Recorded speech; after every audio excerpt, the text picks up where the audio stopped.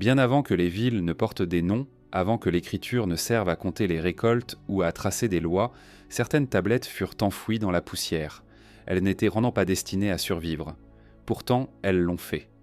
Gravées dans l'argile sèche de Mésopotamie, leurs lignes parlent d'un monde qui ne ressemblait pas au nôtre, et d'un ciel qui n'était pas vide. Elles évoquent une terre façonnée, surveillée, mesurée, non comme un berceau, mais comme un lieu assigné. À travers des récits fragmentaires, des dieux qui descendent et des hommes qui sont modelés, une question persiste, silencieuse et tenace. Si ces textes décrivent réellement ce qu'ils prétendent observer, alors l'humanité n'aurait peut-être jamais été seule, et la planète elle-même pourrait n'avoir été qu'un espace clos, vaste, précis et intentionnel.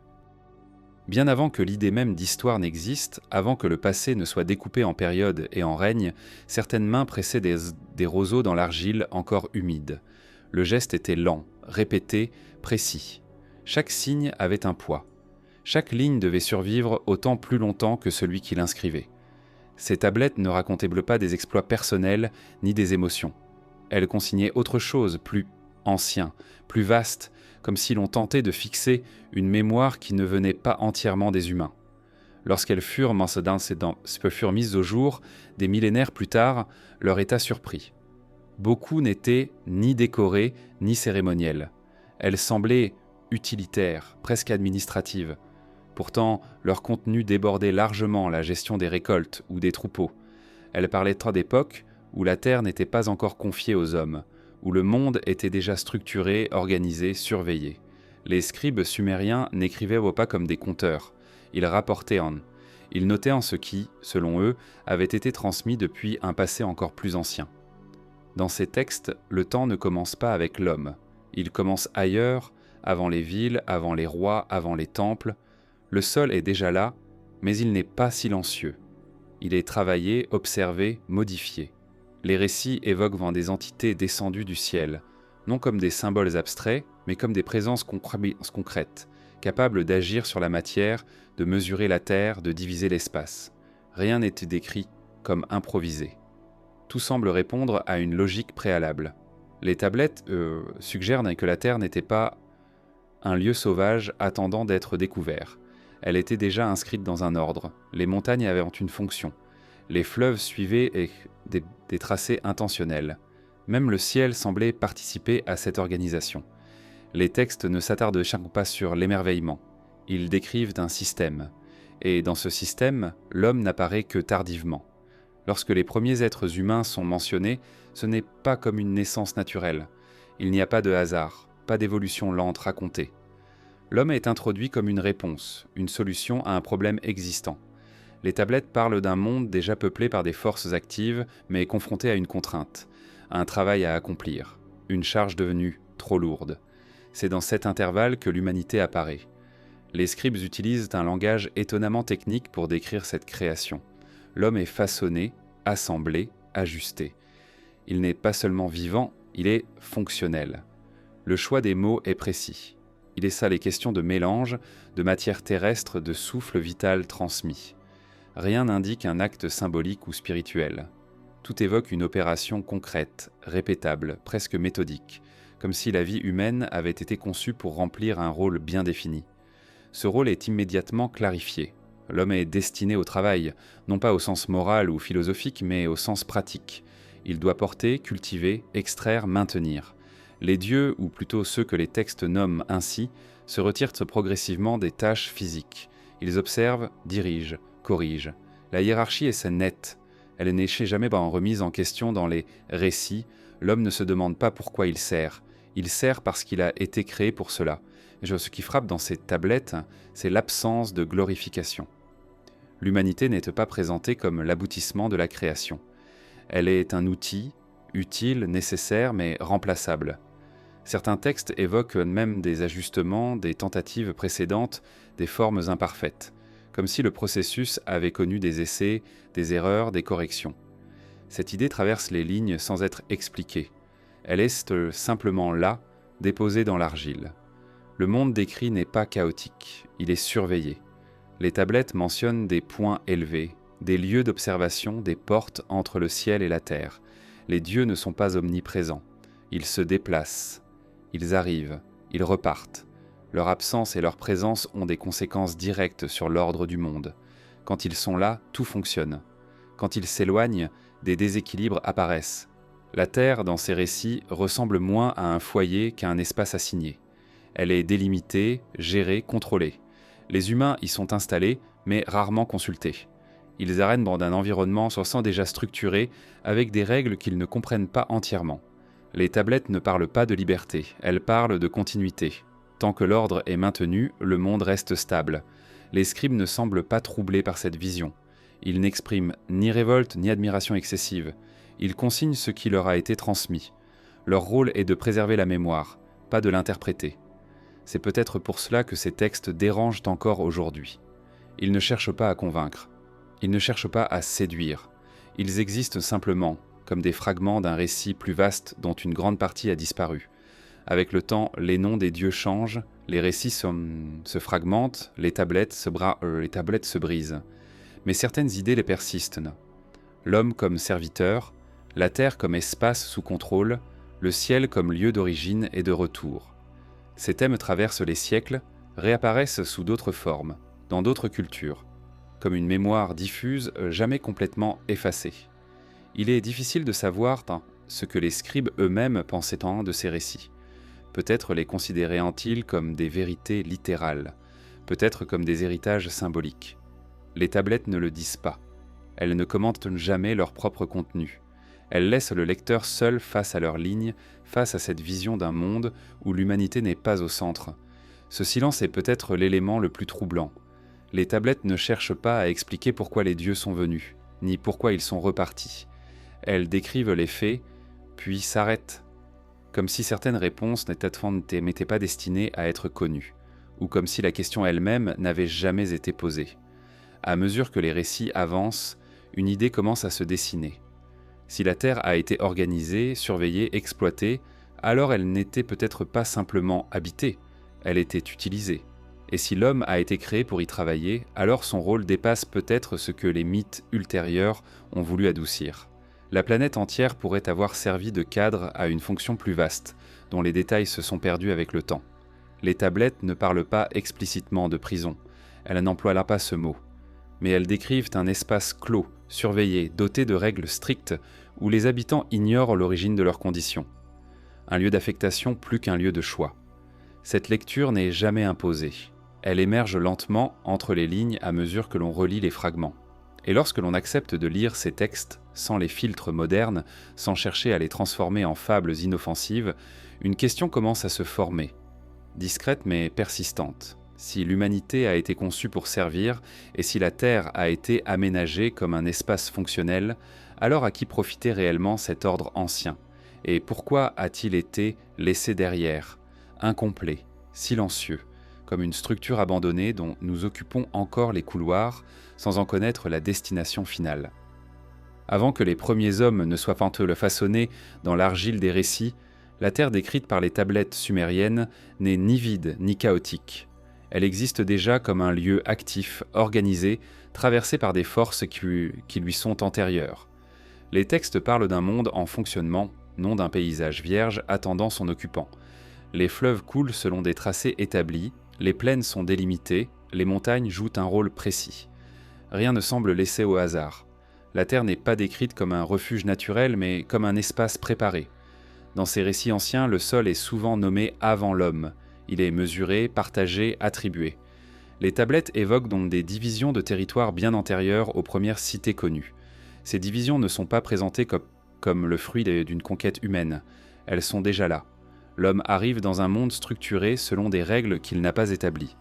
Il hérite d'un ordre qu'il ne comprend pas entièrement, mais qu'il apprend à respecter, car sa survie en dépend. Les entités qui précèdent l'humanité ne sont pas décrites comme abstraites ou invisibles. Elles interagissent avec la matière. Elles déplacent, creusent, modifient. Les tablettes mentionnent des travaux de grande ampleur réalisés avant l'apparition des hommes. Des canaux sont tracés, des sols asséchés, des zones rendues fertiles. Ces actions ne sont pas attribuées à une force naturelle aveugle. Elles sont le résultat d'une intention. Le monde est transformé pour répondre à un besoin. Ce besoin n'est jamais clairement défini. Les textes ne livrent pas d'explication globale. Il montre seulement les effets, une terre rendue productive, un environnement stabilisé, un équilibre maintenu par une présence constante. Les dieux, ou ceux qui portent ce nom, semblent strinctement responsables de cet équilibre. Ils ne règnent pas à distance, ils sont impliqués. Leur relation à la terre est directe, presque fonctionnelle. La notion de ciel, dans ces récits, n'est pas seulement spirituelle. Elle désigne un lieu distinct, séparé mais connecté. Les tablettes parlent de descente, de montée, de passage. Le ciel n'est pas un symbole inaccessible. C'est un espace d'origine et de retour. Les entités qui y sont associées ne sont pas confinées consentons à une dimension intangible. Elles circulent entre les deux domaines. Cette mobilité suggère une maîtrise de l'environnement qui dépasse celle des humains. La Terre, dans ce contexte, ressemble à un point d'ancrage, à un lieu où quelque chose doit se dérouler, se produire, être maintenu.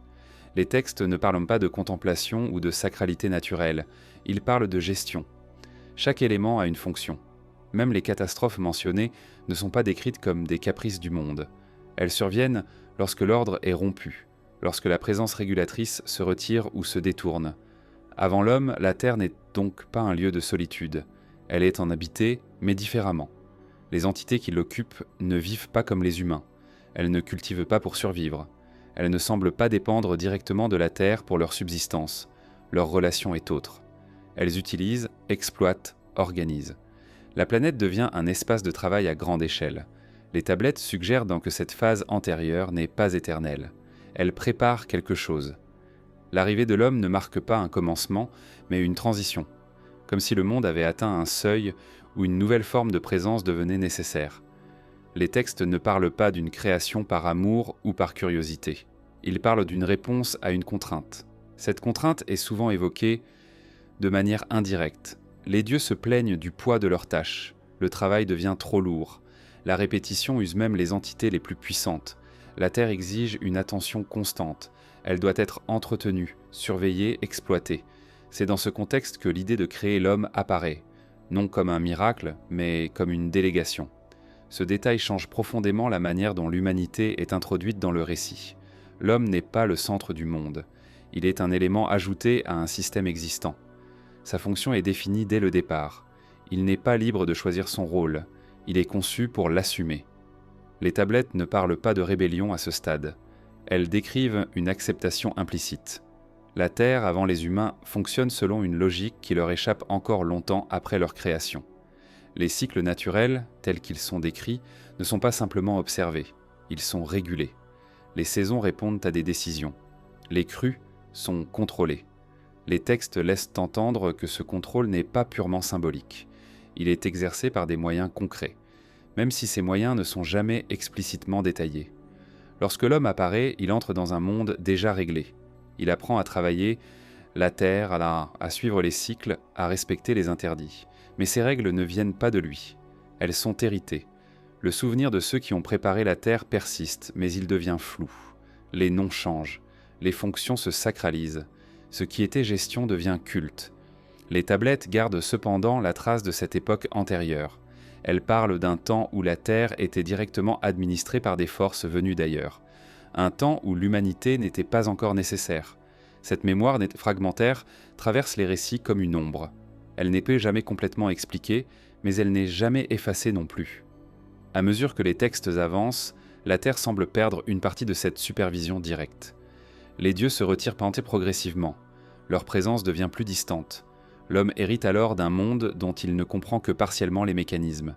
Il continue à travailler, à servir, mais sans toujours savoir pour qui ni pourquoi. L'ordre ancien subsiste, mais il se fragilise. Cette transition laisse une impression étrange, comme si la Terre avait été conçue pour un usage précis, puis laissée entre des mains moins informées. Les tablettes ne disent pas si ce retrait était prévu ou accidentel. Elles constatent simplement ses effets. Un monde toujours fonctionnel, mais privé de ceux qui en détenaient la pleine compréhension. Et c'est dans ce vide, entre une terre préparée et une humanité héritière, que naît une interrogation silencieuse. Si la planète a existé comme un espace organisé avant l'homme, si elle a été entretenue par des forces extérieures, alors la question n'est peut-être pas de savoir comment l'humanité est apparue, mais pourquoi elle a été jugée nécessaire à un moment précis. et ce que cette nécessité révèle sur la véritable nature du monde qu'elle habite encore sans en connaître l'intention première. Lorsque les tablettes sumériennes évoquent ceux qui précèdent l'humanité, elles le font avec une précision troublante. Ces êtres ne sont pas décrits comme des forces abstraites ou des symboles lointains. Ils arrivent, ils se déplacent, ils agissent. Leur origine est clairement située ailleurs, dans un domaine distinct de la Terre, souvent désigné comme le ciel. Mais ce ciel n'est pas un espace spirituel au sens moderne. Il s'agit d'un lieu réel, séparé mais accessible, d'où l'on peut venir et où l'on peut retourner.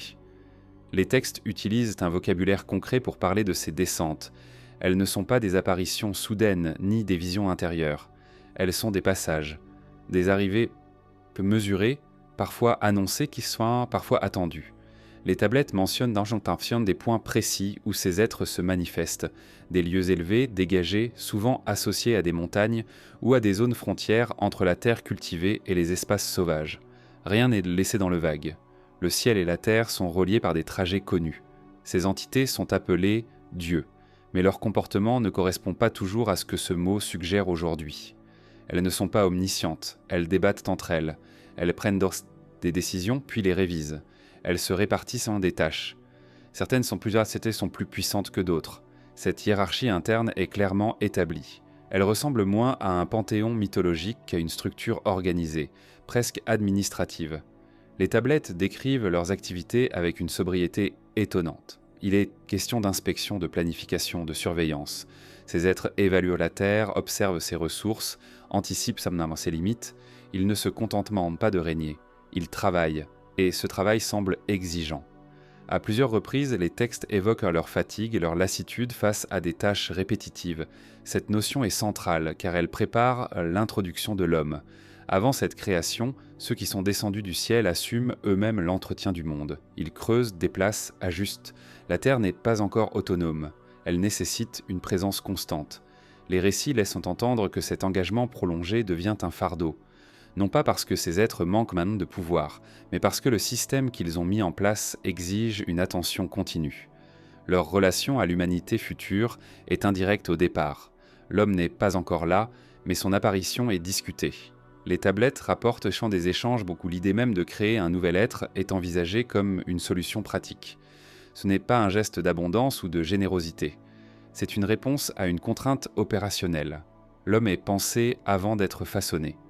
Ce qui frappe, c'est que ces discussions ne sont pas présentées comme des mythes moralisateurs. Elles sont rapportées comme des décisions collectives. Les dieux évaluent les conséquences. Ils pèsent les avantages et les risques. Ils ne créent pas à l'aveugle. Cette prudence suggère une expérience préalable, peut-être d'autres tentatives ailleurs, dont les tablettes ne parlent qu'à demi-mot. Les êtres venus du ciel ne sont pas décrits comme éternels. Ils ont une durée. Ils peuvent être blessés. Ils peuvent disparaître. Certains textes évoquent des conflits entre eux, des désaccords profonds qui ont des répercussions directes sur la Terre. Ces tensions ne sont jamais développées longuement, mais leur présence suggère que l'ordre ancien n'était pas parfaitement stable. La notion de loi est centrale dans leur fonctionnement. Il existe des règles qui les dépassent, ou du moins qu'ils respectent. Ces lois régissent les passages entre le ciel et la terre, l'utilisation des ressources, la création de nouvelles formes de vie. Les tablettes ne précisent pas l'origine de ces lois. Elles constatent simplement leur existence. Même les dieux ne semblent pas entièrement libres. Lorsque ces entités interagissent avec la Terre, elles le font avec une connaissance intime de ces mécanismes. Elles savent où intervenir, quand agir, quand se retirer. Leur savoir n'est pas présenté comme magique. Il est précis, technique, transmis. Certaines tablettes suggèrent que ce savoir est enseigné, conservé, parfois perdu. Les scribes qui consignent ces récits semblent conscients de n'en posséder qu'une version affaiblie. À mesure que le temps passe dans les récits, la présence directe de ces êtres diminue. Ils ne disparaissent pas brusquement. Ils s'éloignent, leur rôle devient plus distant, plus symbolique. Ils laissent derrière eux des représentants, des intermédiaires, des règles à suivre. L'homme, désormais présent, prend en charge une partie croissante du travail. Ce transfert n'est jamais décrit comme une libération. Il est présenté comme une continuité nécessaire. Les tablettes évoquent parfois le retour possible de ceux qui sont partis. Le ciel reste un lieu actif, même lorsqu'il semble silencieux. Cette attente diffuse traverse les textes sans jamais être formulée clairement, comme si la séparation n'était pas définitive, comme si la Terre restait connectée à son origine, même lorsque le lien devient invisible. Ce retrait progressif transforme la perception des dieux. Ce qui était autrefois une présence concrète devient une mémoire. Les gestes techniques tentés se transforment en rituels. Les instructions précises deviennent des interdits sacrés. L'homme continue à servir, mais il ne comprend plus toujours la finalité de ses actes. Le système fonctionne encore, mais ses fondations se couvrent de silence. Les scribes, en consignant ces récits, se trouvent à un point charnière. Ils écrivent après le départ, ou du moins après l'éloignement. Leur regard est tourné vers un passé où le monde semblait plus directement encadré. Ils ne critiquent pas cet ordre ancien. Ils le regrettent parfois sans le dire explicitement. Leur écriture conserve la trace d'une absence. Ceux qui sont descendus du ciel ne sont donc pas seulement des figures mythiques. Ils représentent une phase du monde où la Terre était pleinement intégrée à un système plus vaste. Leur départ laisse derrière lui une planète toujours habitée, toujours exploitée, mais privée d'une supervision directe. L'homme hérite d'un rôle, mais aussi d'une ignorance. Et à travers cette transmission incomplète, une question demeure en suspens. Si ces êtres sont venus, ont organisé, puis se sont retirés, alors leur absence actuelle n'est peut-être pas la fin de l'histoire, mais une pause prolongée. Une période intermédiaire durant laquelle l'humanité continue à remplir une fonction ancienne, sans savoir si ceux qui l'ont conçue comme telle observent encore, depuis le ciel silencieux, le déroulement patient de leur œuvre inachevée. Dans les tablettes sumériennes, le langage occupe une place singulière. Il ne sert pas seulement à raconter ou à invoquer. Il sert à décrire, à ordonner, à transmettre des instructions. Les mots utilisés pour parler des dieux, de la terre et de l'homme ne sont pas toujours poétiques. Ils sont souvent précis, fonctionnels, presque techniques. Cette précision intrigue, car elle ne correspond pas à l'image que l'on se fait habituellement des récits anciens. Les scribes emploient des termes qui désignent des actions concrètes. Ils parlent de mesures, de répartition, de charges à accomplir. Lorsqu'ils décrivent les décisions prises par les dieux, le vocabulaire ressemble à celui d'une organisation qui planifie. Rien n'est laissé à l'improvisation. Les ordres sont donnés, exécutés, puis évalués. Cette manière d'écrire suggère que le langage lui-même était un outil, autant qu'un moyen de communication. Les dieux parlent, mais leur parole n'est pas incantatoire. Elle n'est pas destinée à émouvoir. Elle sert à faire fonctionner le monde. Les tablettes montrent que les mots ont un effet direct sur la matière et sur les êtres. Donner un nom, c'est attribuer une fonction. Définir un rôle, c'est fixer une place dans l'ordre général. Le langage devient ainsi une forme de contrôle, discret mais constant. Cette dimension apparaît clairement dans les récits de création de l'homme. Les dieux ne chantent pas, ne rendent pas la vie. Ils la décrivent. Ils énumèrent ce qui doit être fait, ce qui doit être corrigé, ce qui doit être maintenu. Le vocabulaire utilisé évoque l'assemblage, l'ajustement, la conformité à un modèle préexistant. L'homme n'est pas seulement nommé, il est défini. Les tablettes suggèrent que ce langage n'est pas accessible à tous. Il existe des niveaux de compréhension. Certains mots sont réservés aux dieux. D'autres sont transmis aux hommes sous une forme simplifiée. Les scribes eux-mêmes semblent conscients de cette hiérarchie linguistique. Ils consignent des termes qu'ils ne commentent pas, comme s'ils en ignoraient tant la pleine portée. Le langage devient alors un vestige, une trace d'un savoir plus vaste. Ce savoir n'est pas présenté comme magique. Il est structuré, il repose sur des règles internes. Les dieux utilisent le langage pour coordonner leur action, pour maintenir l'ordre, pour éviter les erreurs. Les récits laissent entendre que des fautes peuvent survenir si les instructions ne sont pas suivies avec précision. Cette possibilité d'erreur est importante. Elle montre que le système n'est pas parfait, qu'il nécessite une attention constante. Lorsque l'homme est introduit dans ce système, il reçoit une version limitée de ce langage. Il apprend à nommer les choses, à reconnaître les cycles, à obéir aux règles. Mais il n'accède pas aux termes les plus anciens, ceux qui décrivent le fonctionnement global. Cette limitation n'est jamais expliquée comme une punition. Elle semble simplement nécessaire pour que l'ordre soit maintenu. Le langage devient ainsi un filtre entre les niveaux d'existence. Les dieux parlant un langage qui structure le monde. Les hommes parlant un langage qui leur permet d'y survivre. Entre les deux, un fossé demeure.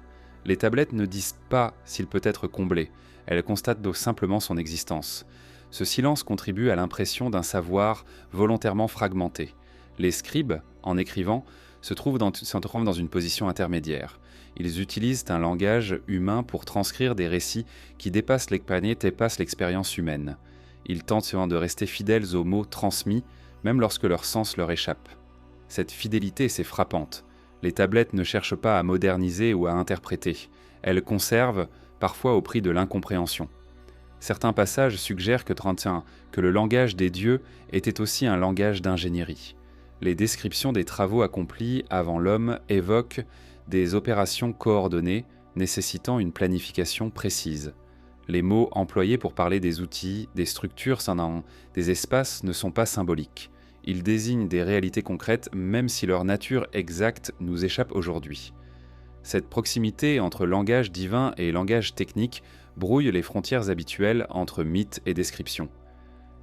Les dieux ne se contentent non pas d'ordonner. Ils conçoivent, ils ajustent des systèmes complexes. La Terre elle-même est décrite comme un ensemble de fonctions interconnectées. Le langage sert à maintenir cette interconnexion. Il est à la fois descriptif et opératoire. Lorsque les dieux se retirent progressivement, leur langage commence à se transformer. Les mots restent, mais leur usage change. Ce qui était instruction devient rituel. Ce qui était description devient symbole. Les hommes continuent à prononcer des termes anciens sans toujours en comprendre l'origine. Le langage perd une partie de sa précision, mais il conserve son autorité. Cette transformation est visible dans les tablettes plus tardives. Les mêmes mots apparaissent, mais leur contexte a changé. Ils sont entourés de prières, d'offrandes, de récits moralisateurs. Le langage technique s'est sacralisé. Ce processus n'est pas présenté comme une trahison, mais comme une adaptation. L'homme comble le vide laissé par le départ des dieux en donnant un sens nouveau à des mots anciens. Pourtant, des fragments de l'ancien usage subsistent. Certaines tablettes conservent des listes, des descriptions, des formules qui semblent dénuées de toute dimension religieuse. Elles ressemblent à des archives. Leur présence suggère que le langage des dieux n'a pas été entièrement oublié. Il a été enfoui, dissimulé parmi d'autres textes, préservé sans être pleinement compris. Ce langage ancien continue d'exercer une influence silencieuse. Il structure la manière dont les hommes perçoivent le monde, même lorsqu'ils n'en connaissent plus l'origine. Les catégories, les divisions, les hiérarchies persistent. L'homme travaille la terre selon des règles qu'il n'a pas inventées. Il parle un langage qui porte encore les traces d'un usage antérieur. Les tablettes ne disent pas si ce langage pouvait être réappris ou s'il était réservé à ceux qui sont partis. Elles laissent la question ouverte. Elles montrent simplement que le monde fonctionne encore, malgré la perte de compréhension. Cette continuité imparfaite est peut-être le cœur du mystère. Un système conçu pour être géré par des êtres précis continue à exister sous une forme dégradée. Et dans cette persistance du langage, dans ces mots anciens répétés sans en connaître la portée initiale, se dessine une interrogation discrète. Si le langage des dieux était aussi celui des ingénieurs du monde, alors ce que l'humanité a hérité n'est peut-être qu'une interface simplifiée, laissant intact mais inaccessible le code profond qui a structuré la Terre et qui pourrait encore, silencieusement, orienter son devenir. Les tablettes sumériennes insistent sur un détail qui traverse plusieurs récits de création sans jamais être traité comme une métaphore. L'homme est façonné dans l'argile. Cette matière n'est pas choisie au hasard. Elle est décrite comme vivante, malléable, issue directement de la terre préparée auparavant. L'argile est le lien tangible entre le sol organisé et l'être qui devra le travailler. Elle porte en elle la mémoire du lieu, sa densité, son humidité, sa capacité à recevoir une forme. Les textes ne parlent pas d'une création à distance. Les dieux ou ceux qui président à cet acte interviennent directement. Ils manipulent la matière. Ils façonnent. Ce geste est lent, précis, répété. L'homme n'apparaît pas soudainement. Il est progressivement amené à l'existence comme une forme que l'on ajuste jusqu'à ce qu'elle corresponde à une fonction attendue. Cette insistance sur le processus suggère une connaissance approfondie des propriétés de la matière terrestre. L'argile n'est pas seulement un matériau pratique. Elle est choisie parce qu'elle appartient pleinement à la terre. En façonnant l'homme à partir d'elle, les créateurs s'assurent que cet être sera lié au monde qu'il devra entretenir. Il y est attaché physiquement. Il en dépend. Il y retournera. Cette circularité est implicite dans les récits. L'homme vient de la terre et y est destiné. Mais l'argile seule ne suffit pas. Les tablettes évoquent l'ajout d'un principe vital, transmis par ceux qui créent. Ce principe n'est pas décrit en termes abstraits. Il est donné, insufflé, intégré. Il transforme la matière façonnée en être actif. Ce geste marque la frontière entre l'objet et le serviteur. Sans ce principe, l'homme ne serait qu'une forme inerte. Avec lui, il devient capable de mouvement, de compréhension limitée, d'obéissance. Cette combinaison est essentielle. Elle permet de créer un être à la fois robuste et contrôlable. L'homme est suffisamment conscient pour accomplir des tâches complexes, mais pas assez pour remettre en question l'ordre qui lui est imposé. Les tablettes ne présentent pas cette limitation comme une cruauté. Elles la décrivent au contraire comme une nécessité structurelle. Un être trop conscient pourrait perturber l'équilibre recherché. Les premiers hommes, tels qu'ils apparaissent dans les récits, ne sont pas décrits comme des individus. Ils sont une collectivité. Leur identité personnelle importe peu. Ce qui compte, c'est leur intéressement et leur capacité à travailler ensemble, à répéter dans les gestes appris, à maintenir le fonctionnement du monde. L'homme est conçu comme un maillon dans une chaîne, non comme une entité isolée. Les tablettes mentionnent des essais, des ajustements. Certains êtres ne remplissent pas correctement leur rôle. Ils sont trop faibles, trop instables, trop imprévisibles. Ces imperfections ne sont pas dramatisées, elles sont corrigées. Le processus de création semble avoir connu plusieurs phases, comme si la forme humaine avait été affinée au fil du temps. Cette idée traverse les textes sans être explicitement expliquée. L'argile vivante devient alors plus qu'une matière première, elle est un support d'expérimentation. En la modelant différemment, en y intégrant le principe vital avec plus ou moins d'intensité, les créateurs ajustent les capacités humaines.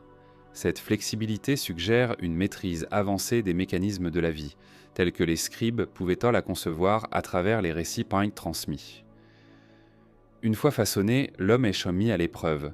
Il doit démontrer sa capacité à travailler, à apprendre, à obéir. Les tablettes évoquent des périodes d'observation, durant lesquelles les dieux évaluent les résultats. Cette évaluation n'est pas morale, elle est fonctionnelle. L'homme est jugé sur son efficacité, sa régularité, sa capacité à maintenir l'ordre établi. Ce regard utilitaire sur l'humanité est constant.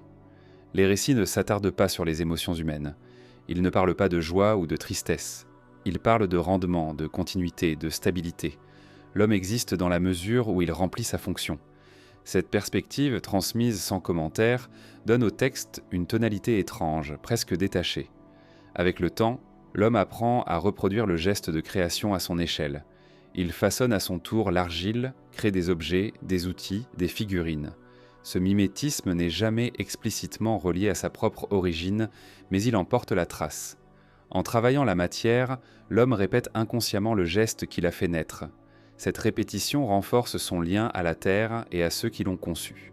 Les tablettes laissent entendre que cette capacité à façonner est aussi une limite. L'homme peut transformer la matière, mais il ne peut pas transmettre le principe vital. Il peut imiter, mais non créer véritablement. Cette frontière est claire. Elle maintient une distinction nette entre l'homme et ceux qui sont descendus du ciel. Le pouvoir ultime de création leur échappe. À mesure que les générations se succèdent, la mémoire de cette origine s'estompe. L'argile devient un symbole, la création devient un mythe. Mais les textes anciens conservent une trace plus directe, plus concrète. Ils rappellent que l'homme a été conçu comme un prolongement de la terre, et non comme un être destiné à s'en affranchir. Cette origine terrestre explique peut-être la relation ambivalente que l'homme entretient avec son environnement. Il le façonne, mais il en dépend. Il le maîtrise partiellement, mais il ne peut s'en détacher. Les tablettes ne théorisent pas cette relation. Elles la montrent à l'œuvre, silencieusement, dans la répétition des tâches et des cycles. Lorsque les dieux se retirent davantage, l'homme reste seul avec cette origine. Il continue à travailler l'argile, à cultiver la terre, à bâtir. Il ne sait plus exactement pourquoi ces gestes sont nécessaires, mais il les accomplit. Le monde fonctionne encore, mais son sens profond s'est obscurci. Les scribes, en consignant ces récits, se trouvent à la frontière entre connaissance et oubli. Ils écrivent sur une création qu'ils n'ont pas vue, mais dont ils perçoivent encore les effets. Leur écriture est une tentative de préserver une mémoire qui s'effrite. L'argile des tablettes devient alors un écho de l'argile originelle, façonnée pour porter une trace. Cette mise en abîme est discrète, mais profonde.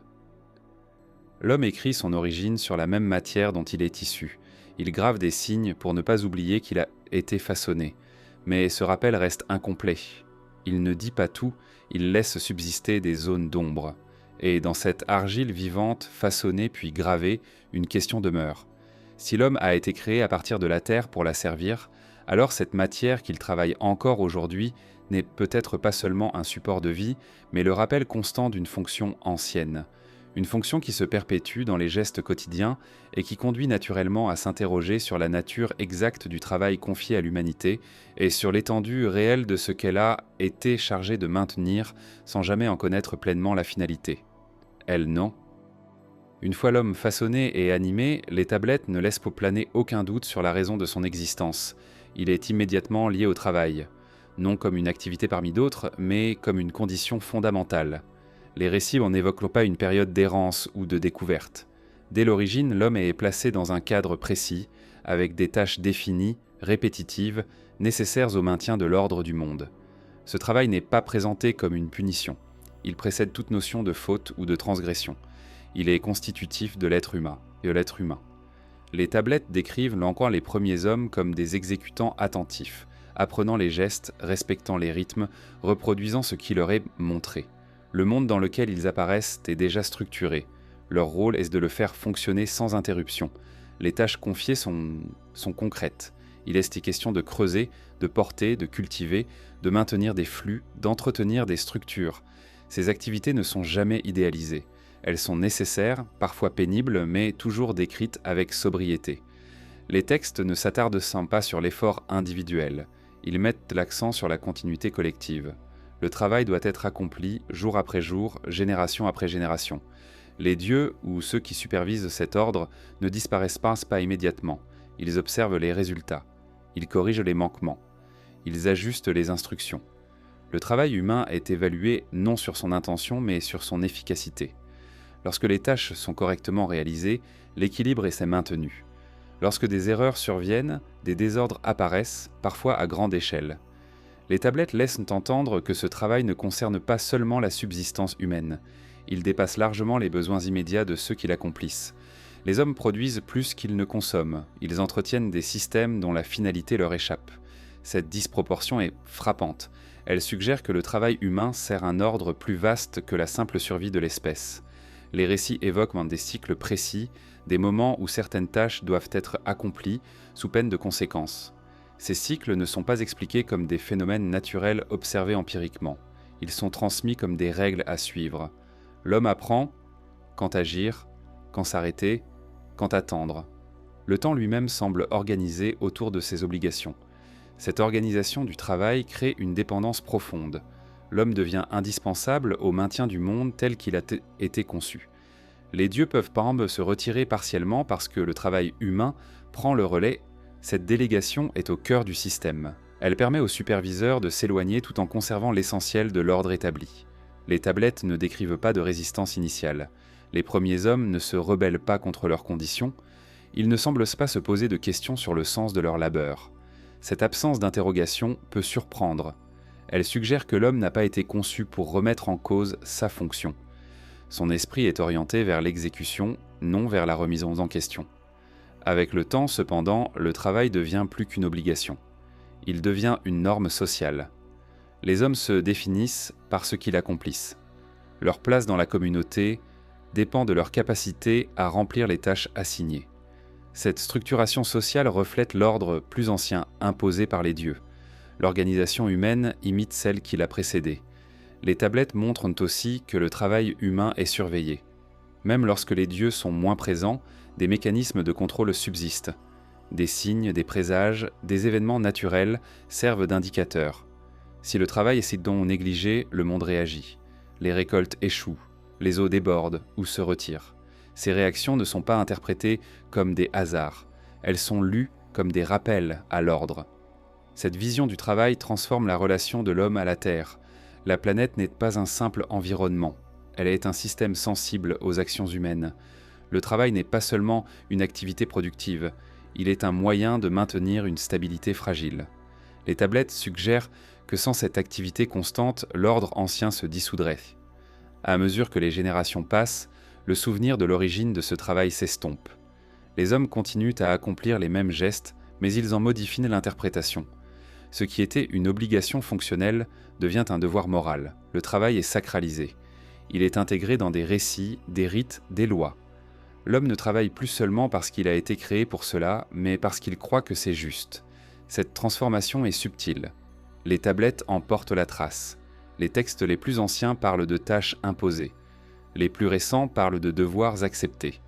Entre les deux, le sens s'est déplacé. Le travail reste central, mais sa justification change. Cette évolution permet au système de perdurer même en l'absence des superviseurs initiaux. Pourtant, certains fragments laissent entrevoir une tension. Des récits évoquent des moments où le travail est interrompu, volontairement ou non. Ces interruptions sont toujours suivies de déséquilibres. Le monde semble réagir à l'arrêt de l'activité humaine. Cette réaction renforce l'idée que le travail n'est pas accessoire. Il est intégré au fonctionnement même de la Terre. Les scribes qui consignent ces textes vivent dans un monde où le travail est omniprésent. Ils ne le remettent pas en question. Ils en décrivent donc les origines avec un détachement presque total. Leur rôle est de transmettre, non de juger. Cette neutralité donne aux récits une force particulière. Ils ne cherchent pas à convaincre. Ils exposent une réalité héritée. À travers ces descriptions, une image se dessine lentement. L'humanité apparaît comme une force de maintien. Elle agit sans toujours comprendre. Elle perpétue un ordre ancien dont les créateurs se sont éloignés. Le travail devient le lien invisible entre le présent et un passé où la Terre était directement administrée. Cette continuité pose une question silencieuse. Si le travail humain est indispensable au fonctionnement du monde tel qu'il a été conçu, alors l'humanité n'est peut-être pas seulement une espèce parmi d'autres. Elle est une composante active d'un système plus vaste, un système qui pourrait continuer à fonctionner tant que le travail se poursuit, mais dont la finalité réelle reste dissimulée. Et à mesure que l'on observe cette répétition incessante des gestes, cette fidélité à une tâche dont l'origine s'est perdue, une interrogation s'impose naturellement. Si le travail a été imposé pour remplacer ceux qui se sont retirés, alors ce retrait était-il définitif ? Ou bien l'humanité a-t-elle été placée dans l'attente silencieuse d'un regard extérieur, observant encore si l'ordre ancien est toujours maintenu, et si ceux qui travaillent savent seulement pour qui ils continuent de le faire ? À mesure que les tablettes décrivent l'organisation du monde après l'apparition de l'homme, une idée revient avec une régularité discrète mais persistante. La Terre n'est pas abandonnée. Même lorsque ceux qui l'ont façonnée se retirent partiellement, elle demeure observée. Les textes n'emploient pas toujours des mots explicites, mais les indices bruts s'accumulent. Le monde fonctionne comme un espace sous attention constante, même lorsque cette attention devient invisible. Les récits parlent de lieux élevés, de points d'observation, de zones interdites. Ces endroits ne sont pas choisis pour leur beauté ou leur caractère sacré spontané. Ils occupent des positions stratégiques. Montagnes isolées, sommets dégagés, régions où le ciel semble plus proche. Les tablettes les suggèrent que ces lieux servent à surveiller, à contrôler, à transmettre des informations entre la Terre et le domaine céleste. Cette surveillance n'est pas décrite comme oppressive. Elle est présentée comme une nécessité structurelle. Le monde est un système complexe qui ne peut fonctionner sans régulation. Les dieux, même absents physiquement, maintiennent un lien. Ils reçoivent des signes, ils envoient des avertissements. Le ciel n'est jamais totalement silencieux. Il communique par des moyens indirects. Les tablettes mentionnent des événements interprétés comme des réponses. Lorsque l'ordre est respecté, le monde demeure stable. Lorsque les règles sont transgressées, des perturbations apparaissent. Ces perturbations ne sont pas décrites comme des châtiments arbitraires. Elles sont des réactions. Comme si la Terre elle-même était équipée de mécanismes capables de signaler un dysfonctionnement. Cette idée transforme la manière dont les anciens percevaient leur environnement. Le monde n'est pas passif, il observe et répond. Les hommes vivent dans un espace qui réagit à leurs actions. Cette réactivité renforce l'impression d'une surveillance diffuse. Même sans présence visible, l'ordre ancien continue de s'exercer. Les tablettes n'en évoquent parfois des messagers, des intermédiaires. Ils ne sont pas toujours clairement identifiés. Ils apparaissent, transmettent une instruction, puis disparaissent. Leur rôle est limité, précis. Ils ne gouvernent pas. Ils rappellent. Leur existence suggère que la surveillance n'est pas continue, mais intermittente. Elle se manifeste lorsque nécessaire. Cette intermittence est importante. Elle permet aux hommes de fonctionner de manière autonome tout en restant intégrés au système global. Le monde n'est pas contrôlé à chaque instant.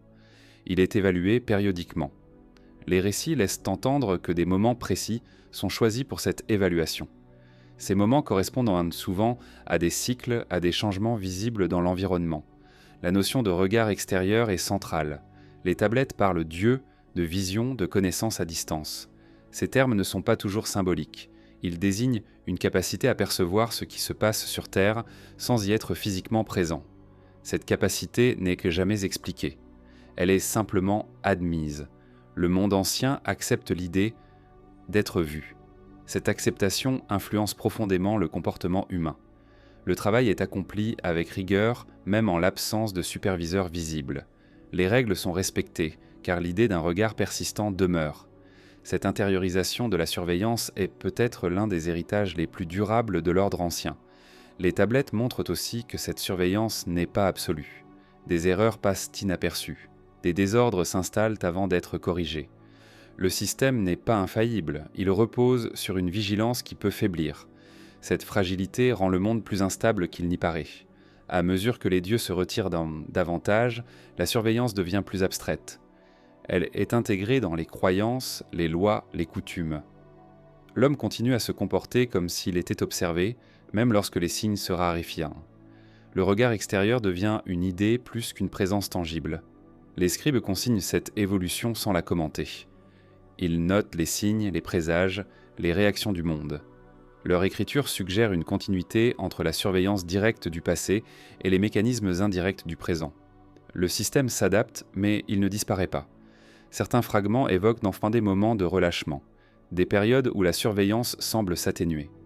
Ces périodes sont souvent associées à des troubles. Les règles sont moins respectées. Le travail se relâche. Le monde réagit plus violemment lorsque l'ordre est perturbé. Cette corrélation renforce l'idée d'une régulation nécessaire. La planète apparaît alors comme un espace clos, mais non isolé.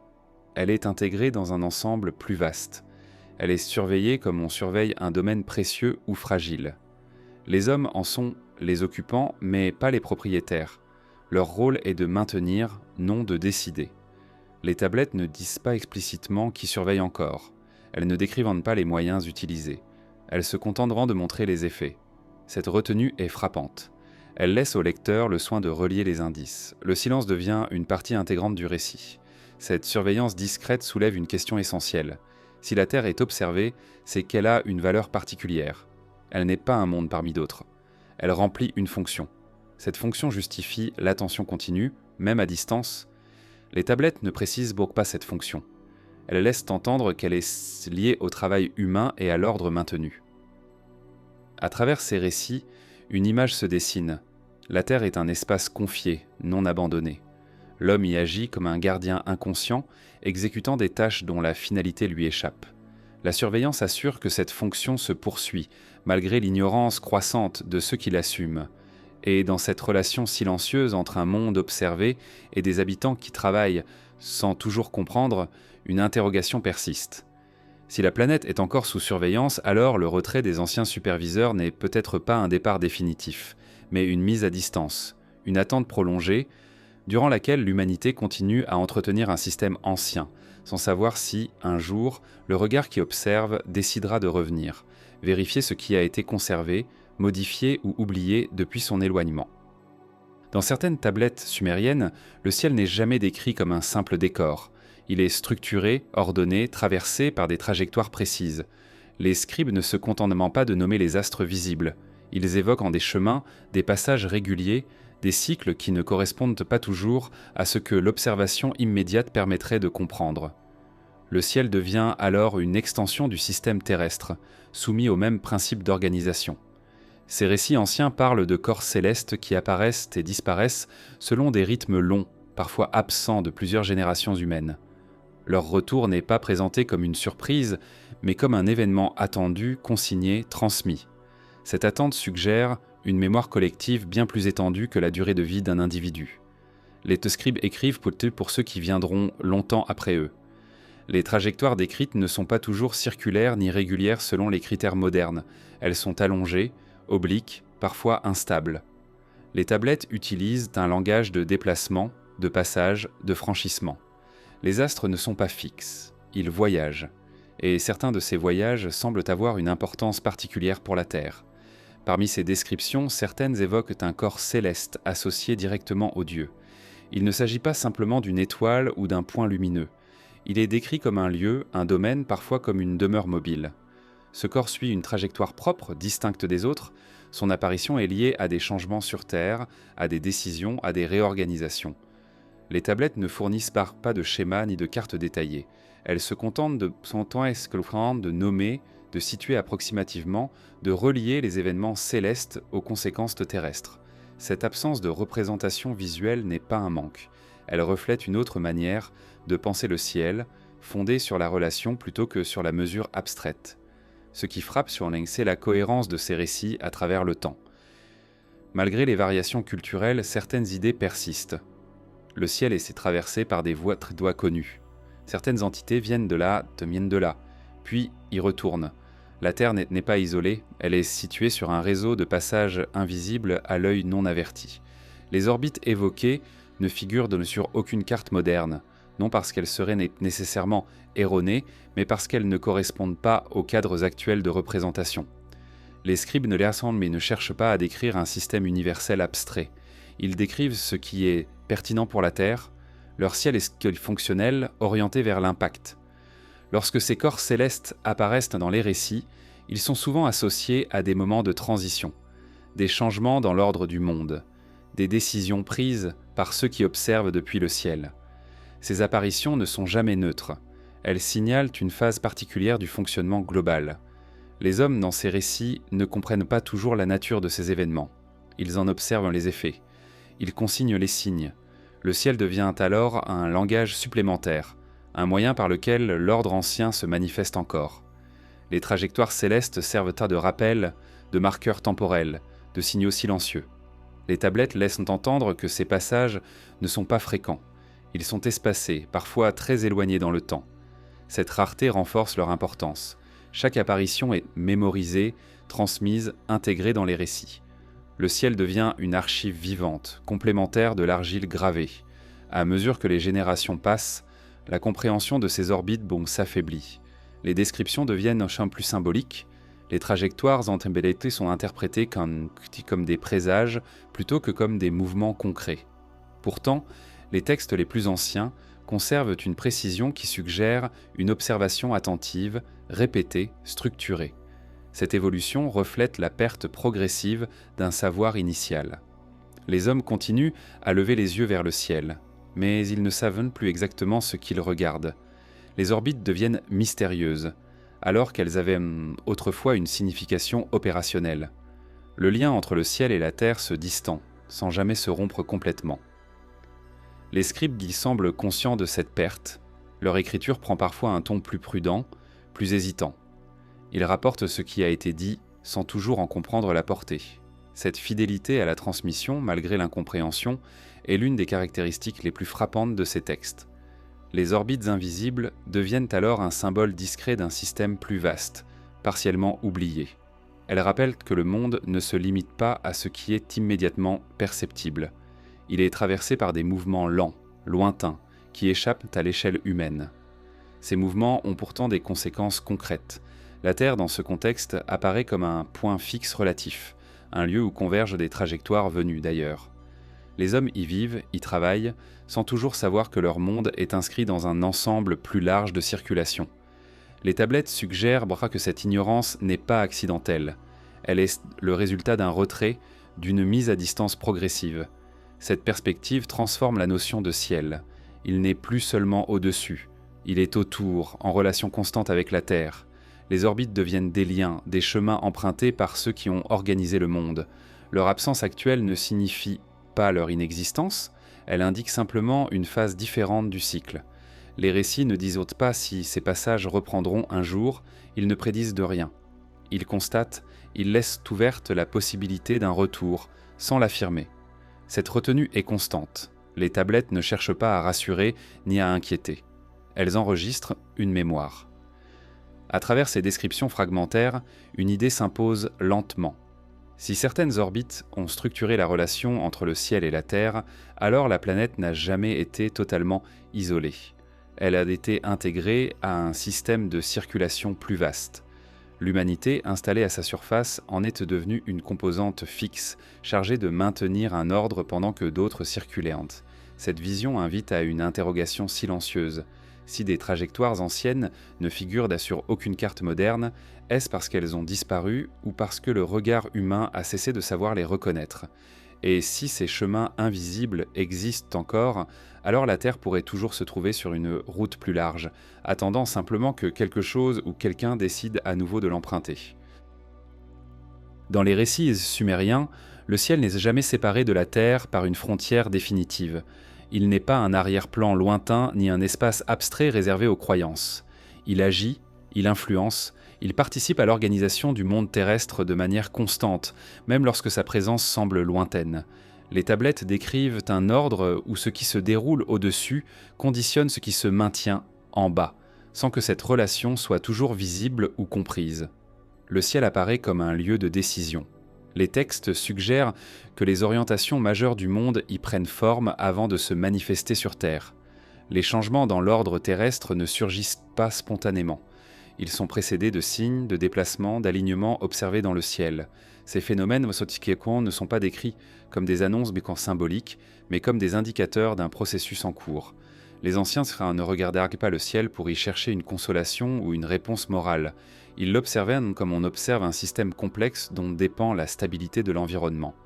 Les tablettes montrent que certains mouvements célestes étaient interprétés comme des ajustements, des corrections apportées à l'ordre établi.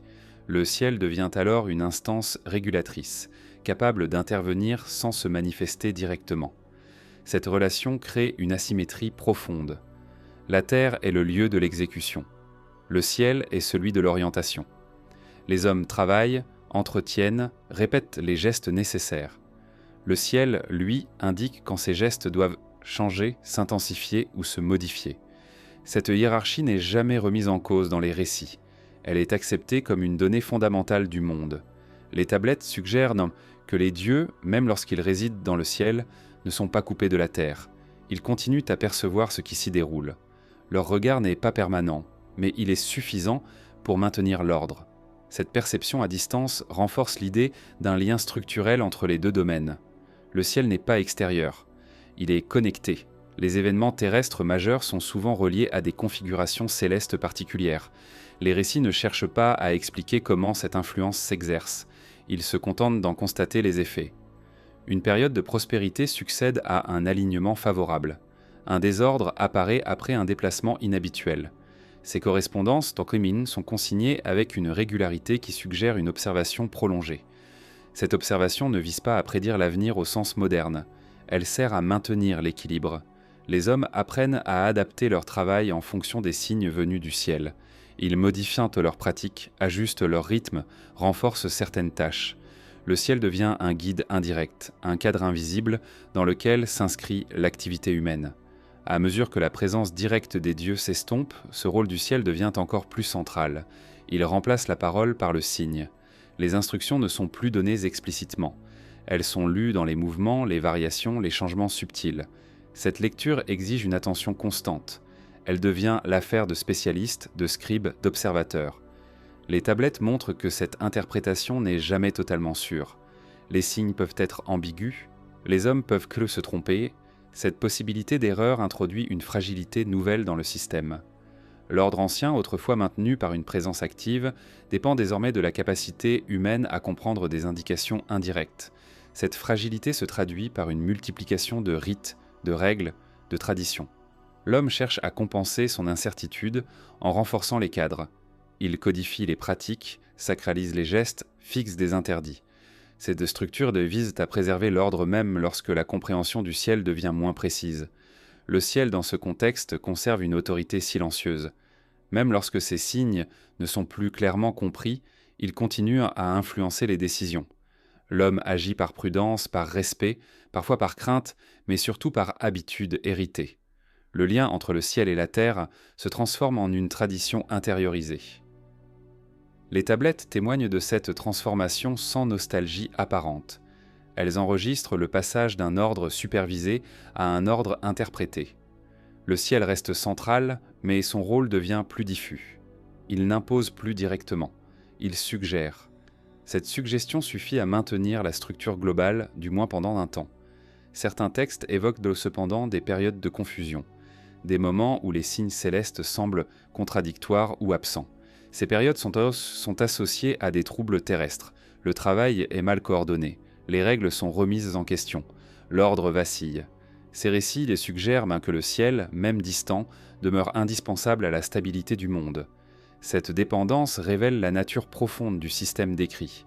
La Terre n'est pas autonome, elle fonctionne en relation avec un domaine qui la dépasse. L'homme placé entre les deux agit comme un intermédiaire inconscient. Il traduit des indications qu'il ne maîtrise pas pleinement en gestes concrets.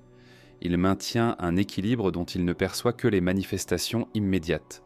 Les oscribes, en consignant ces relations, se trouvent eux-mêmes dans une position intermédiaire. Ils observent le ciel, notent ses variations, tentent d'en préserver le sens. Leur écriture devient un prolongement de l'observation céleste.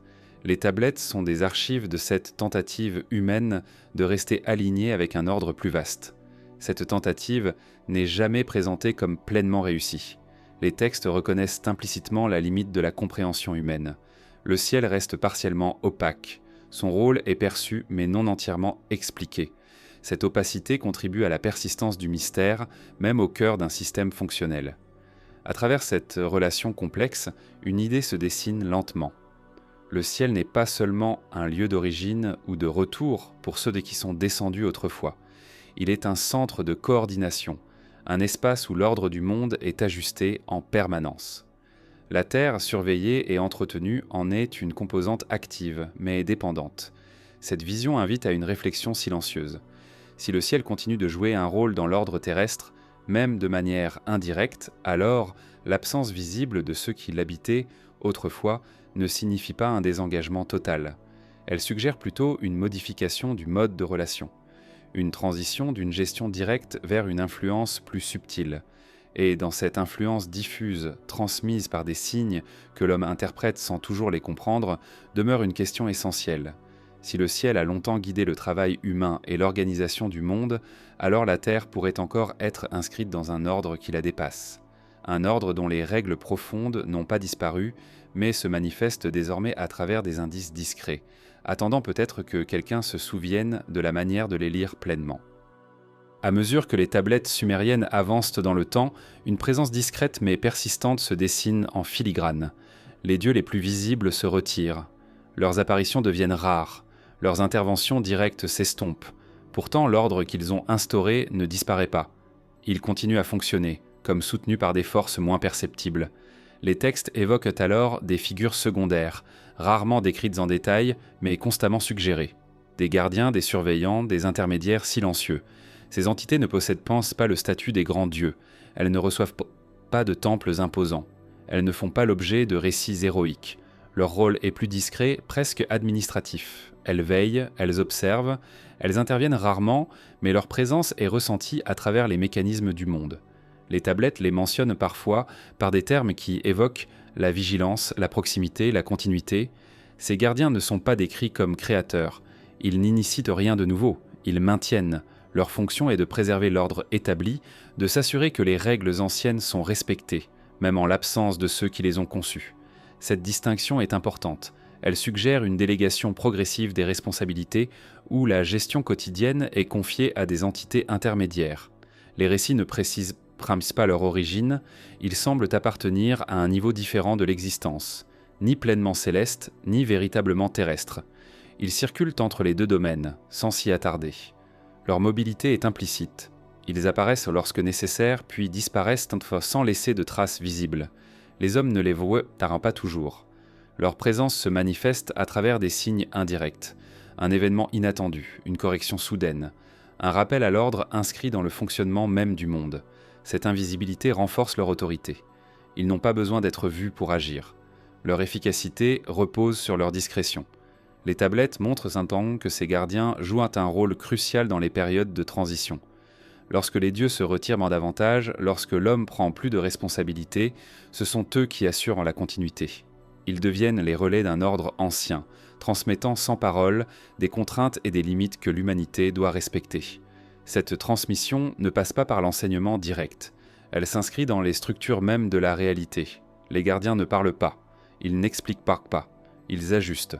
Leur action est intégrée au fonctionnement du monde comme une couche supplémentaire de régulation.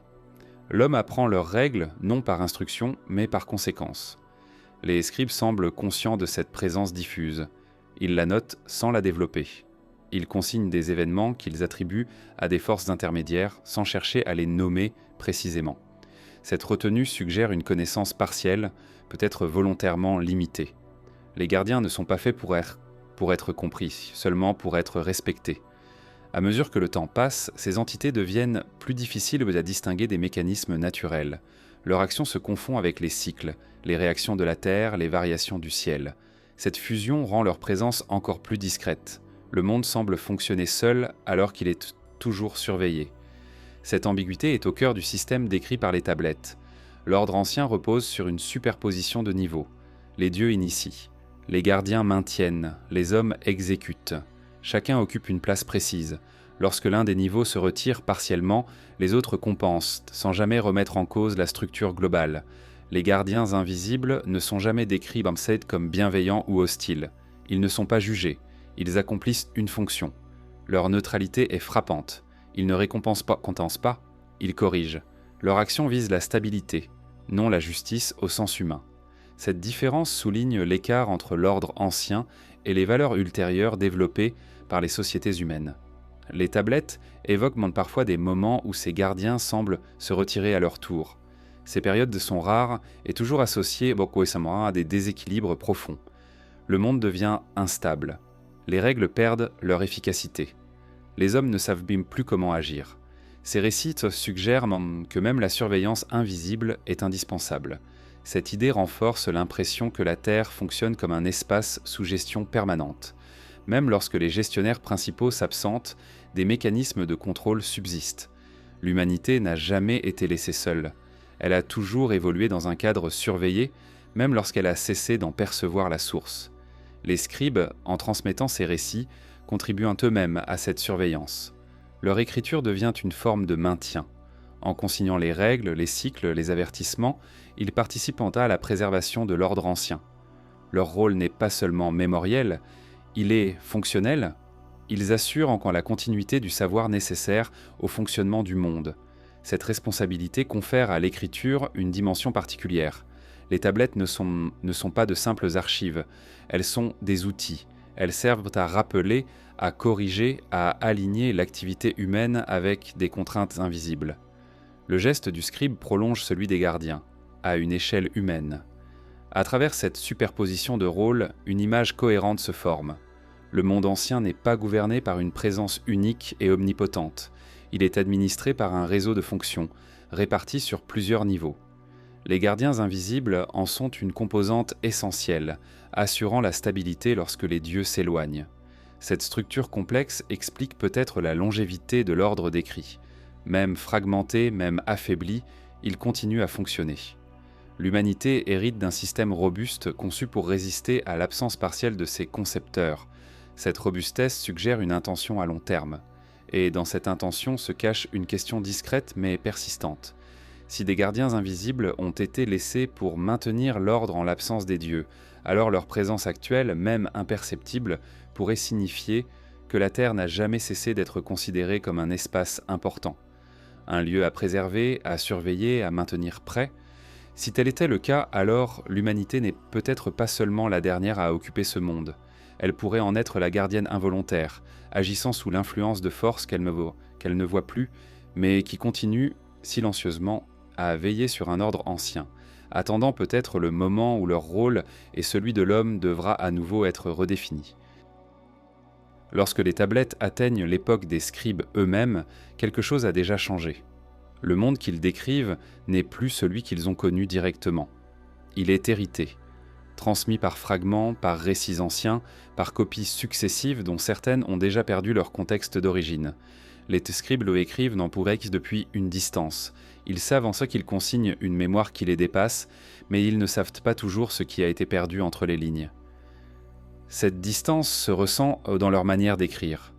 Les tablettes les plus anciennes sont directes, presque sèches. Celles des périodes suivantes deviennent plus prudentes, plus répétitives. Les mêmes récits sont recopiés, parfois avec de légères variations. Les noms changent, les fonctions se confondent. Ce qui était clair devient ambigu.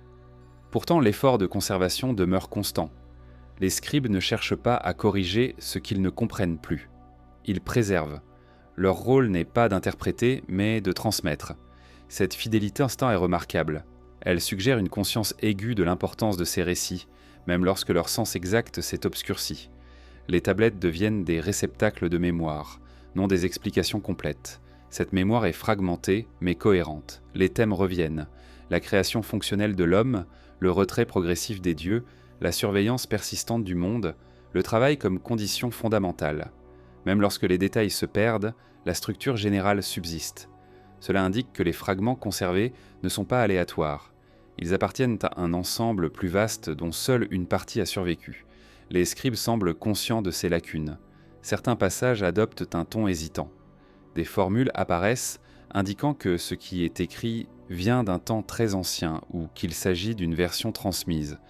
Ces marques de distance ne cherchent pas à affaiblir le récit. Elles le renforcent en reconnaissant ses limites. Cette reconnaissance est importante. Elle montre que les scribes ne prétendent pas détenir la vérité complète. Ils savent que leur savoir est incomplet. Ils écrivent malgré cela parce que, même fragmentaire, cette mémoire est jugée essentielle au maintien de l'ordre. L'écriture devient alors un acte de continuité, presque de résistance à l'oubli. Les tablettes révèlent aussi une tension subtile. À mesure que le monde humain se complexifie, que les cités grandissent, que les lois se multiplient, l'origine de cet ordre devient plus lointaine.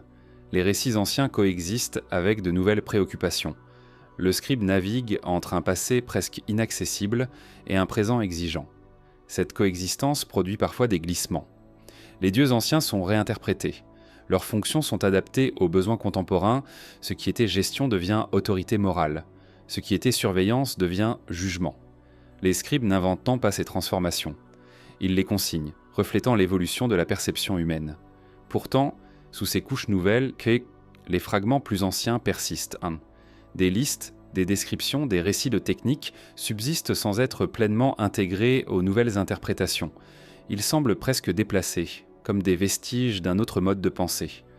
Leur présence suggère que quelque chose n'a jamais été entièrement absorbé par le mythe. Ces fragments techniques sont parmi les plus intrigants. Ils décrivent des actions, des répartitions, des structures, sans justification religieuse explicite. Ils parlent d'un monde à gérer plutôt que d'un monde à adorer. Leur conservation indique que les scribes les considéraient en été comme importants, même s'ils ne savaient en plus exactement pourquoi. La mémoire fragmentée n'est donc pas une mémoire affaiblie. Elle est une mémoire stratifiée. Chaque couche reflète une époque, une compréhension, une adaptation. Les tablettes deviennent des archives de cette superposition. Lire ces textes, c'est traverser des niveaux de sens, parfois contradictoires, mais toujours liés. Cette stratification crée une impression étrange. Le monde décrit semble à la fois ancien et toujours présent. Les règles anciennes continuent à influencer le comportement humain, même lorsque leur origine est oubliée. Le travail, la surveillance, l'obéissance à des cycles demeurent, sans toujours être reliés à leur justification initiale. Les scribes, en tant que gardiens de cette mémoire, occupent une position délicate. Ils savent que ce qu'ils écrivent structure la manière dont le monde est compris. Leur responsabilité est immense. Pourtant, ils s'effacent derrière le texte. Ils ne signent pas leurs interprétations. Ils laissent la mémoire parler d'elle-même. Cette retenue donne aux tablettes leur tonalité particulière. Elles ne cherchent pas à persuader. Elles n'argumentent pas. Elles exposent. Cette exposition, même fragmentaire, suffit à transmettre une vision du monde cohérente où l'humanité n'est pas au centre, mais intégrée à un système plus vaste. La fragmentation de la mémoire n'est donc pas un échec total. Elle est le résultat d'un retrait progressif des sources directes. Les dieux se sont éloignés. Les gardiens sont devenus invisibles. Les hommes ont continué à vivre dans un ordre hérité, en ajustant son sens au fil du temps. Cette adaptation n'efface pas les traces anciennes, elle les recouvre partiellement. Les tablettes agissent comme des couches géologiques. En surface, des récits familiers, moraux, symboliques. En profondeur, des descriptions plus froides, plus fonctionnelles. L'ensemble forme un paysage de mémoire complexe, parfois contradictoire, mais jamais vide. Ce paysage soulève une question essentielle. Si la mémoire transmise par les scribes est fragmentée, ce n'est peut-être pas seulement à cause du temps. Il est possible que certaines parties aient été volontairement limitées, réservées ou simplement devenues inaccessibles. Les tablettes ne disent pas tout, elles montrent ce qui a pu être conservé. Cette retenue peut être interprétée de plusieurs manières. Peut-être que le savoir complet n'était pas destiné à être transmis indéfiniment. Peut-être que l'humanité n'avait pas besoin de comprendre l'ensemble pour continuer à remplir sa fonction. Le système pouvait fonctionner avec une compréhension partielle. Les scribes, conscients ou non, participent à cette limitation. En préservant sans expliquer, ils maintiennent un équilibre fragile. Le monde continue à fonctionner. Les hommes travaillent. Les cycles se poursuivent. L'ordre ancien subsiste même sous une forme affaiblie. Cette persistance est peut-être le signe le plus troublant. Un ordre conçu pour être maintenu par des entités venues d'ailleurs continue de fonctionner grâce à des fragments de mémoire et à des gestes répétés. L'humanité devient le support vivant d'un système qu'elle ne comprend plus entièrement. Et dans cette mémoire fragmentée, gravée dans l'argile par des mains conscientes de leur ignorance, une interrogation demeure. Si ce qui a été transmis suffit à maintenir l'ordre, alors ce qui a été perdu pourrait contenir non pas des mythes, mais des clés. Des éléments capables de révéler la véritable nature du monde ancien, et peut-être la raison pour laquelle cette mémoire n'a jamais été transmise dans son intégralité, laissant à l'humanité un rôle à jouer, mais jamais la pleine compréhension de ce qu'elle entretient encore, silencieusement, depuis des millénaires. À un moment difficile à situer précisément, les tablettes cessent de décrire une présence constante. Les récits en ne s'interrompent pas brutalement, ils changent de texture. Ce qui était interaction devient souvenir, ce qui était instruction devient référence. Les dieux, autrefois actifs dans l'organisation du monde, commencent à s'éloigner. Leur retrait n'est jamais raconté comme un événement unique. Il s'étire presque imperceptible sur une durée qui dépasse la mémoire humaine. Les textes ne parlent pas d'un abandon, ils évoquent plutôt un déplacement. Les dieux retournent vers le ciel, vers leur domaine d'origine, laissant derrière eux un monde toujours fonctionnel, mais désormais privé de leur présence directe. Cette absence n'est pas vécue comme une rupture immédiate. Les structures mises en place continuent de fonctionner. Le travail humain se poursuit. Les cycles se maintiennent. Ce départ progressif suggère une confiance dans le système laissé en place. Les dieux ne quittent pas un monde chaotique. Ils se retirent en un espace stabilisé, doté de mécanismes capables d'assurer sa continuité. L'homme, désormais pleinement intégré à ces mécanismes, devient le principal acteur visible du maintien de l'ordre. Les tablettes décrivent ce retrait avec une neutralité frappante. Il n'y a pas de lamentation collective, pas de crise généralisée. Les dieux cessent d'apparaître fréquemment, mais leur autorité demeure. Leur parole est remplacée par des règles, leur action directe par des conséquences indirectes. Le monde ne s'effondre pas. Ils s'adaptent, cette adaptation repose sur la transmission. Les dieux laissent derrière eux des instructions, des cadres, des interdits. Ces éléments deviennent les fondations de l'ordre humain. Ce qui était autrefois supervision devient tradition. L'homme continue à agir conformément à un ordre hérité, même lorsqu'il ne voit plus ceux qui l'ont instauré. Les récits suggèrent que ce retrait n'est pas total. Les dieux continuent à apparaître ponctuellement dans des circonstances particulières. Ces apparitions sont rares, marquées, souvent liées à des moments de déséquilibre. Elles servent à corriger, à rappeler, à réorienter. Le retrait est donc partiel, modulé, jamais définitif. Cette présence intermittente entretient une forme d'attente diffuse. Les hommes savent que les dieux peuvent en revenir, sans savoir quand ni pourquoi. Cette incertitude renforce l'obéissance. Le travail est accompli avec la conscience qu'un regard extérieur pourrait encore se poser sur le monde. L'absence devient un mode de contrôle aussi efficace que la présence. À mesure que le temps passe, cependant, ces apparitions deviennent plus rares encore. Les tablettes les plus tardives parlent davantage du souvenir des dieux que de leur action. Les noms persistent, les récits fondateurs sont récités. Mais l'expérience directe a disparu. Le monde humain se construit sur une mémoire plutôt que sur une interaction. Cette transition modifie profondément la relation entre l'homme et le sacré. Ce qui était fonctionnel devient symbolique. Les dieux ne sont plus perçus comme des superviseurs actifs, mais comme des figures lointaines, idéalisées. Leur rôle se transforme. Ils deviennent garants d'un ordre moral autant que d'un ordre matériel. Les tablettes montrent que cette transformation n'est pas immédiate. Elle se fait par glissements successifs. Certaines pratiques conservent une dimension technique longtemps après le départ des dieux. D'autres se chargent rapidement de significations nouvelles. Le monde ancien se recompose lentement, sans jamais effacer complètement ses origines. Le départ des dieux laisse aussi un vide de compréhension. Les hommes continuent à exécuter des tâches, mais ils ne savent plus toujours pourquoi elles sont nécessaires. Les règles sont respectées par habitude, par crainte, par tradition. Le sens initial s'estompe. Cette perte n'est pas vécue comme un drame. Elle est progressive, presque imperceptible. Les scribes qui consignent ces récits se trouvent ainsi dans un monde déjà transformé. Ils écrivent après le départ. Leur regard est tourné vers un passé qu'ils n'ont pas connu. Leur écriture devient un pont fragile entre une époque de présence et une époque d'absence. Ils tentent de préserver ce qui peut l'être, sans pouvoir restituer l'expérience directe. Cette situation crée une forme de nostalgie silencieuse. Les textes ne pleurent pas explicitement le départ des dieux, mais ils en portent la trace. L'ordre ancien est évoqué avec respect, parfois avec une précision qui suggère une admiration pour sa clarté. Le monde actuel, bien que fonctionnel, semble plus incertain. Le retrait des dieux pose aussi la question de la finalité. S'ils ont quitté la Terre après avoir instauré un ordre stable, alors leur présence avait un objectif. Une fois cet objectif atteint, leur rôle devenait moins nécessaire.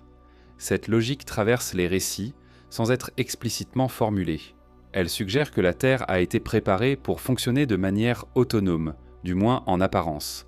Mais cette autonomie est relative. Les mécanismes laissés en place nécessitent une participation humaine constante. Le travail ne peut s'arrêter. Les règles doivent être respectées.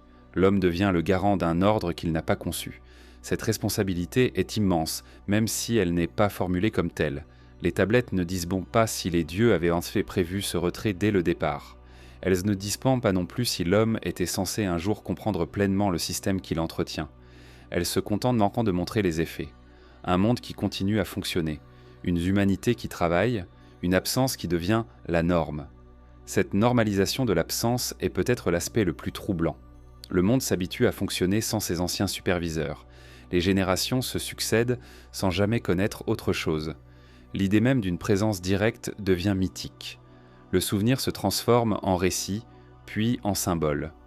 Pourtant, certains fragments résistent à cette transformation. Ils parlent encore de décisions prises ailleurs, de regards portés depuis le ciel, de retours possibles. Ces allusions sont rares, mais persistantes. Elles empêchent l'idée d'un départ définitif de s'imposer complètement. Le retrait reste ambigu. Cette ambiguïté entretient une tension discrète. Le monde est stable, mais jamais totalement clos. L'ordre fonctionne, mais il semble toujours susceptible d'être modifié. L'humanité agit comme si elle était seule, tout en conservant la mémoire d'un regard extérieur. Cette dualité traverse les récits sans être résolue. Les dieux quittent la terre, mais ils laissent crier derrière eux un monde préparé pour durer. Ils confient à l'homme une fonction claire, même si son sens profond se perd. Le retrait n'est pas un effacement. Il est une mise à distance, peut-être temporaire, peut-être définitive. Les tablettes ne tranchent pas. Elles observent. Elles consignent un monde en transition, pris entre une origine céleste et une autonomie fragile. Cette position intermédiaire définit l'humanité telle qu'elle apparaît dans ces récits, ni maîtresse du monde, ni simple passagère, gardienne involontaire d'un ordre ancien.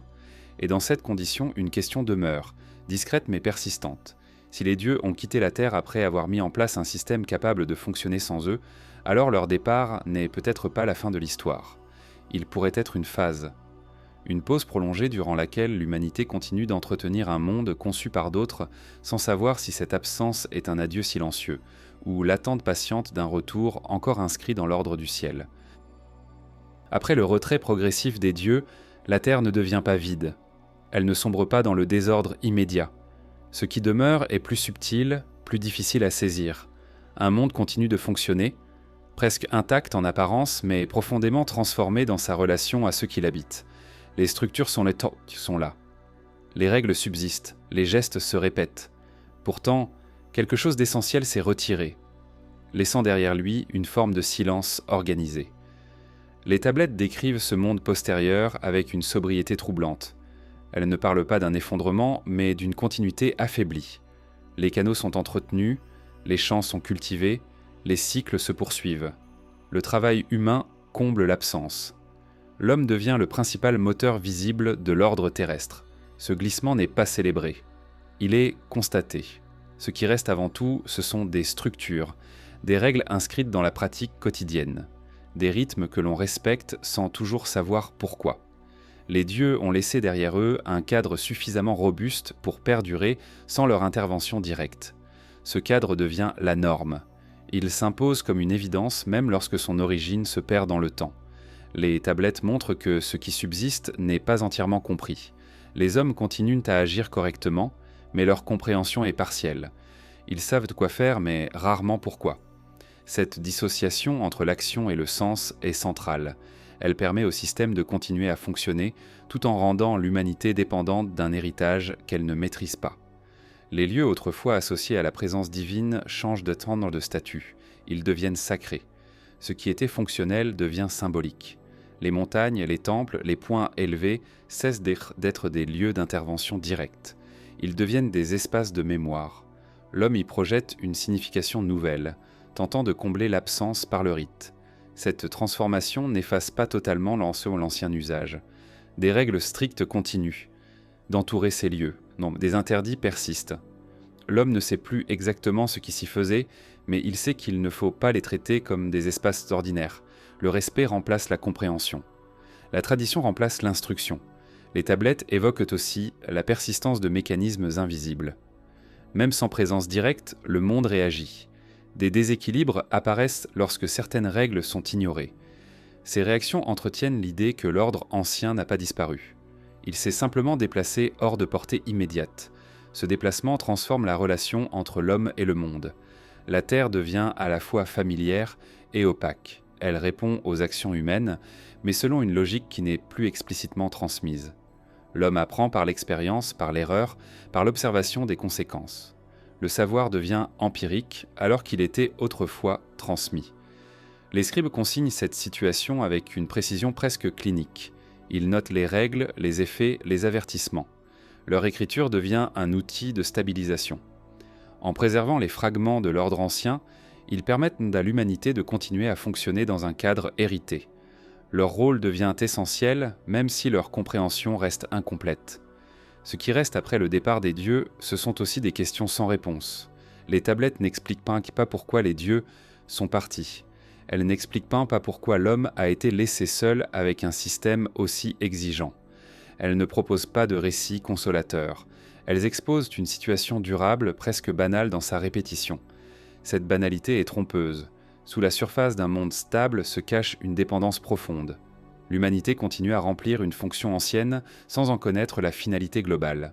Elle entretient un ordre conçu par d'autres selon des règles qu'elle n'a pas établies. Cette condition devient la norme, au point de ne plus être perçue comme telle. Les tablettes laissent entendre que cette situation n'est pas forcément définitive. Des allusions persistent, des mentions de retour possibles, de regards encore portés depuis le ciel. Ces références sont rares, mais elles empêchent l'idée d'un abandon total de s'imposer. Le départ demeure ambigu, suspendu. Cette ambiguïté influence la manière dont l'homme se perçoit. Il n'est ni totalement autonome, ni explicitement supervisé. Il évolue dans un entre-deux.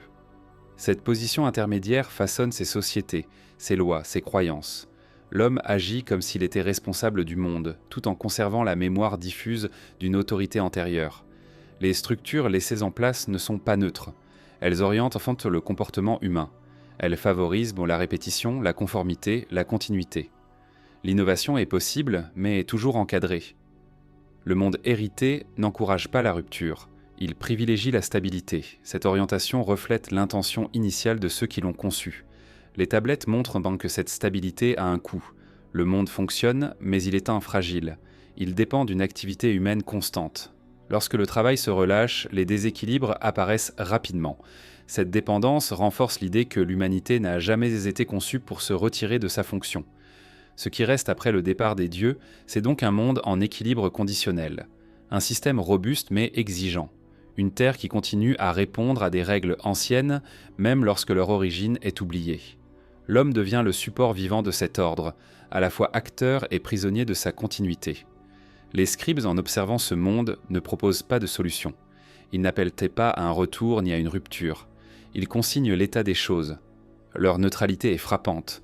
Elle suggère une acceptation profonde de cette condition intermédiaire. L'humanité vit dans un monde préparé sans en être la conceptrice. Cette préparation se manifeste dans chaque aspect du quotidien. Les cycles, les tâches, les interdits, les récompenses. Tout semble répondre à une logique plus ancienne que les sociétés humaines elles-mêmes. Cette logique est suffisamment souple pour s'adapter, mais trop rigide pour être ignorée. À travers cette description, une image se forme lentement. La Terre n'est pas seulement un lieu habité après le départ des dieux, elle est un espace laissé en fonctionnement, comme une installation autonome confiée à des opérateurs qui n'ont pas accès à l'ensemble du système. L'humanité maintient, ajuste, corrige, sans jamais pouvoir en voir la totalité. Cette condition soulève une interrogation silencieuse. Si ce qui reste après le départ des dieux suffit à faire fonctionner le monde pendant des millénaires, alors ce départ n'était peut-être pas une fin, mais une phase prévue. Une étape dans un cycle plus long, où l'absence joue un rôle aussi structurant que la présence. Et si tel est sans le cas, alors ce monde que l'humanité habite encore pourrait ne pas être un héritage figé, mais une structure en attente.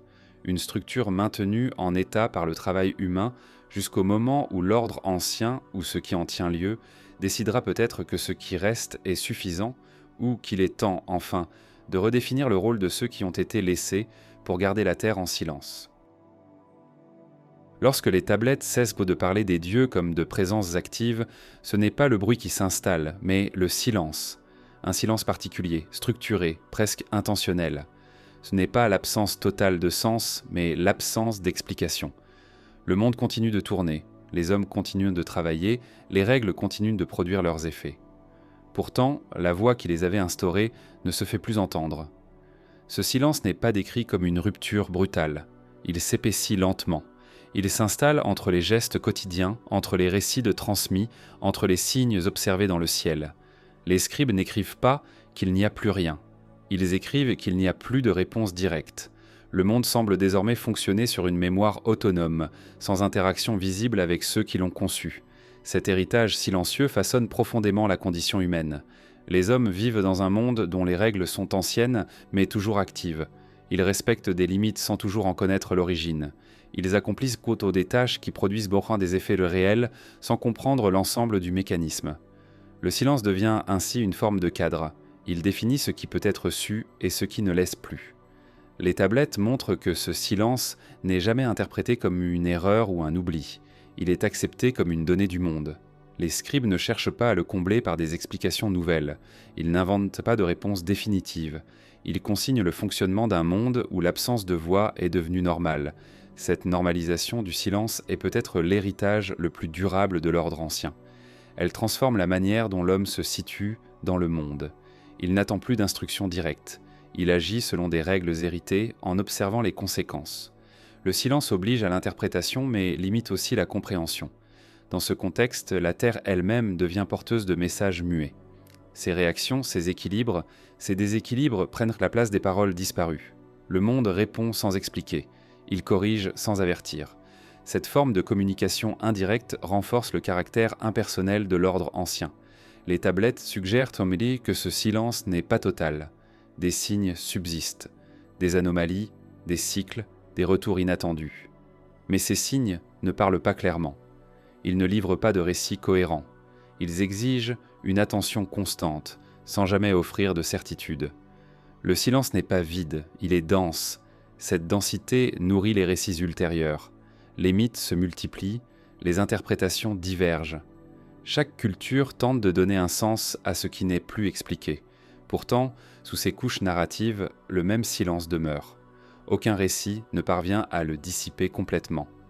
Les scribes, même conscients de cette limite, continuent d'écrire sans chercher à la franchir. Leur retenue est frappante. Ils pourraient interpréter davantage, ils pourraient s'en combler les vides, ils choisissent de ne pas le faire. Cette décision implicite suggère un respect profond pour ce qui ne doit peut-être pas être entièrement dévoilé. L'héritage laissé à l'humanité n'est donc pas un savoir complet, mais une structure fonctionnelle, un monde capable de durer sans ses concepteurs visibles, un système suffisamment robuste pour fonctionner dans le silence. L'homme y trouve sa place, non comme maître, mais comme élément actif. Ce rôle actif est paradoxal. L'homme agit constamment, mais il ne décide pas de l'orientation globale. Il entretient, il ajuste, il corrige à petite échelle. Le cadre général lui échappe. Cette condition est si ancienne qu'elle devient invisible. Le silence qui l'accompagne est intégré à la normalité du monde.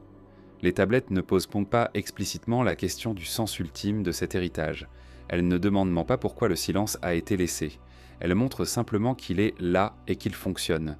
Cette absence de questionnement explicite renforce l'étrangeté du récit, comme si le silence lui-même faisait partie du plan. Ce plan, s'il existe, n'est jamais formulé. Il se manifeste uniquement par la persistance de l'ordre. La Terre continue de répondre à des règles anciennes. L'humanité continue à travailler, le ciel continue de présenter des signes discrets. Rien ne s'effondre, mais rien ne s'explique totalement. Cette situation pourrait être interprétée comme un abandon. Les tablettes ne vont pas dans ce sens. Elles ne décrivent pas un monde laissé à lui-même par négligence. Elles décrivent un monde laissé en fonctionnement. La nuance est essentielle. L'absence de voix ne signifie pas l'absence d'intention.